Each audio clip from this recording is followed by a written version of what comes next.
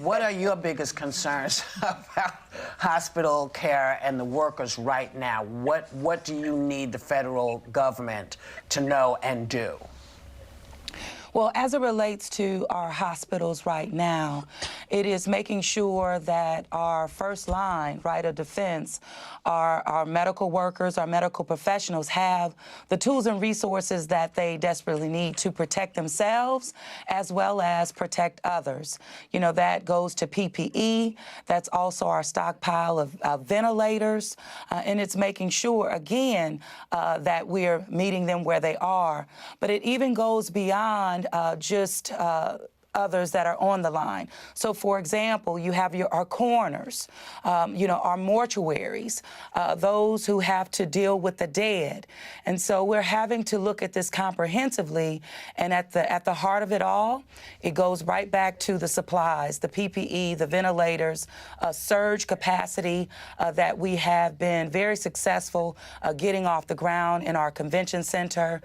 We do expect, and as we see, for every 100 positive cases, we're losing 5 people. So 5% of they're dying, and we do expect that to increase. And so we're having to, one, not only talk about surge, but deal with how we deal with the dead. Mayor Cantrell, this is Megan.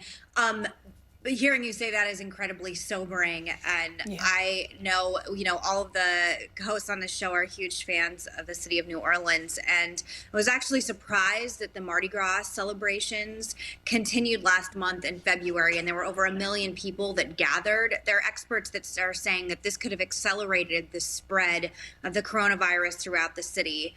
Do you regret, in hindsight, not canceling Mardi Gras? Well, when you say that many were surprised, that did not hit the ground at all, nor did it hit the ground at the national level, nor the state level.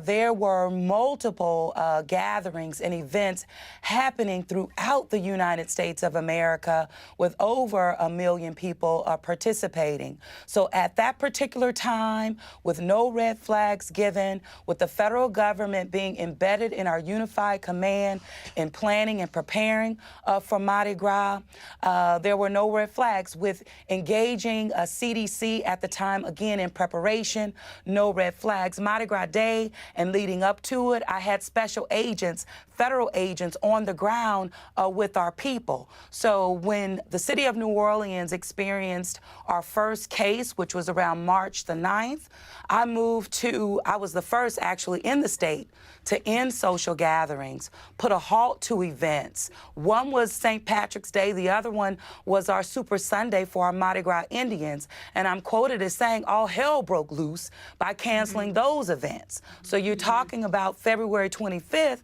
with no red flags. No, ma'am, we proceeded as others did.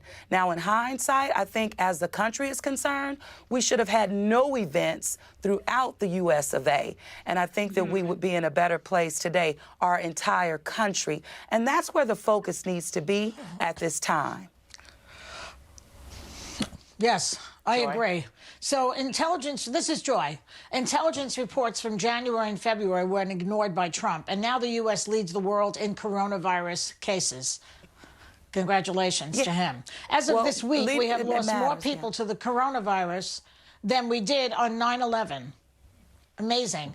And despite all of this, Trump is giving himself a 10 out of 10. What do you think about the response from Trump in the White House? You alluded to it in your last answer. Can you tell us a little bit more about that? Well, what I believe is that, of course, leadership matters, and it sets the tone for local leaders on the ground. We really are all in this together. The response right now is on what the needs are on the ground.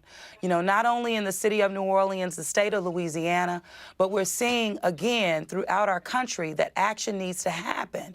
And I think this is the perfect time to really expand leadership at that national level by bringing stay-at-home mandates across our country. We cannot look at this as that one state is separate. We're all connected. This is our country, and every fellow man and fellow woman and all the pronouns. You know, this is like our World War II. And so it's serious, and we cannot defy the laws of nature and expect to survive. People are dying. Yeah. Right. That's right. Madam Sonny? Mayor, this is Sunny Hostin. You know, New Orleans is actually one of my favorite cities, as Megan mentioned. My best friend lives there, one of my best friends. Now, once you learned about the severity of COVID-19, you canceled all public gatherings in your city, and kudos to you for doing that. I noticed, though, that a lot of your residents didn't take it seriously, and in fact, as you mentioned, hundreds of people gathered to celebrate St. Patrick's Day. Why do you think, notwithstanding your order to stay at home, people are ignoring it and still gathering in public? Well, what I will say is there's a couple things to that. First of all, it goes back, again, leadership, it does matter. When I moved to cancel St. Patrick's Day and the like, you know, I was ridiculed by one of our top officials in the state of Louisiana. So again, leadership matters, and it sets the tone for how even your people will respond. But I will say today, you know, over 73% of our folks in terms of mobility, they're at home. And we're tracking that data using cell phone data. And so people are responding, and I thank them for that. But again, we're taking swift action. This is serious. People are dying. They're faced with summons. They're faced with arrest. They're faced with being shut down. So we have to take the action steps that are necessary to demonstrate the severity of this matter, this crisis, this pandemic, not only in our city, not only in our state, but the United States of America. This virus has demonstrated that it is in control. And so it means that we have to act and follow suit, protecting our people, protecting ourselves, protecting our country.